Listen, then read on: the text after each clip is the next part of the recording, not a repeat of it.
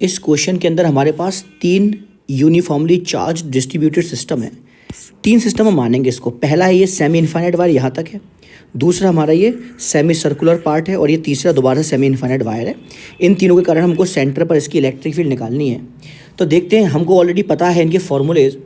देखिए क्या करेंगे हम, यहाँ पर जो ये पहले नंबर का सेमी इनफाइनाइट वायर है, इसके कारण जो इलेक्ट्रिक फील्ड आएगी, इसके दो कंपोनेंट्स होंगे। तो एक इसका कंपोनेंट होगा इस डायरेक्शन, हम ये पॉइंट सी बना लेते हैं। तो यहाँ पर जब हमने पॉइंट सी बनाया तो इसके कारण एक इस साइड में होगा परपेंडिकुलर। जो ई परपेंडिकुलर आएगा ये आएगा हमारा के लैम्डा डिवाइडेड बाई आर। ये इसको आर की जगह क्या लिखा है, ए। ये डिस्टेंस जो आपको दिया हुआ है, डिस्टेंस आपको ए दिया हुआ है, ये भी ए दिया हुआ है, ये भी ए दिया हुआ है। तो के लैम्डा बाई ए, साथ साथ में क्या हो जाएगा sign theta 1 plus sine theta 2। तो इसके लिए अगर आप देखेंगे तो इन दोनों के लिए थीटा 1 की वैल्यू आ जाएगी 90 डिग्री एंड थीटा 2 की वैल्यू जो आएगी वो 0 डिग्री आ जाएगी। सो के लैम्डा बाई ए, साथ साथ में sign theta 1 plus sine theta 2 1 आ जाएगा यहाँ पर। दूसरा आप देखेंगे तो दूसरा इसके कारण नीचे की साइड में आपकी इलेक्ट्रिक फील्ड आएगी, ये भी आ जाएगी ई इज इक्वल टू के lambda by A cos theta 2 minus cos theta 1। तो कॉस 0 माइनस कॉस 90, सो ये भी आ जाएगा के लैम्डा बाई ए।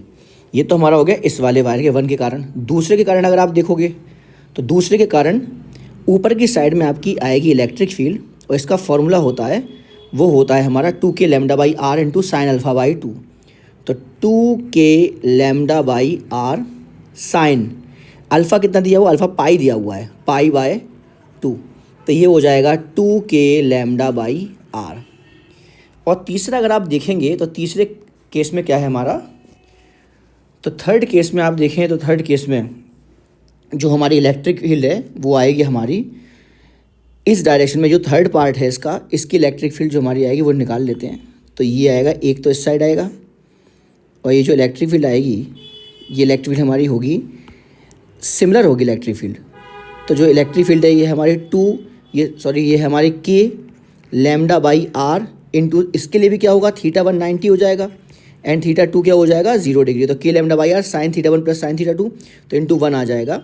और दूसरी जो इसकी इलेक्ट्रिक फील्ड आएगी वो आपकी नीचे की साइड ऐसी आएगी, नीचे की साइड में ये आ जाएगी दोबारा से के लैम्डा बाई आर, यहाँ पर cos theta 2 minus cos theta 1 minus cos 90। तो ये भी आ जाएगा के लैम्डा बाई आर। सो यहाँ पर हमारा जो फाइनल आंसर आया वो क्या आया, देखिए ये दोनों एक दूसरे को कैंसिल कर देंगे तो ये कैंसिल हो गए। तो और उसके अलावा ये 2 के लैम्डा बाई आर है, तो ये के लैम्डा बाई ए प्लस के लैम्डा बाई ए, यहाँ पर हम ए लिख देते हैं इसको। तो यहाँ पर ये हमारा ये जहाँ जहाँ हमने आर लिखा है वहाँ पर हम ए लिख देते हैं। ये हमारा ए है, ये हमारा ए है, उसके अलावा ये भी हमारा ए ही है और ये भी हमारा ए है, ये ए है। तो इसका मतलब हुआ कि सारी की सारी इलेक्ट्रिक फील्ड एक दूसरे को कैंसिल कर देंगी। तो हमारा जो आंसर आएगा ई नेट वो आ जाएगा हमारा 0 के बराबर। E net is equal to 0।